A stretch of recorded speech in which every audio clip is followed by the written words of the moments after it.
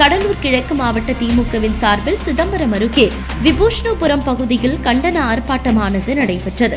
கடலூர் மாவட்ட பொருளாளர் MRKP கதிரவன் தலைமையில் நடைபெற்ற இந்த ஆர்ப்பாட்டத்தில் 100 நாள் வேலை திட்ட தொழிலாளர்கள் மற்றும் கழக நிர்வாகிகள், பொதுமக்கள் என பலரும் பங்கேற்று ஒன்றிய அரசுக்கு எதிராக கண்டன முழக்கங்களை எழுப்பினர்.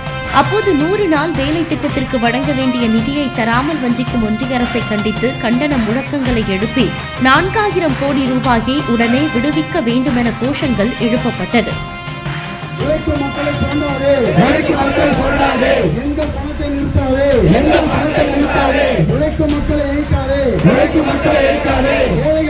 மக்களை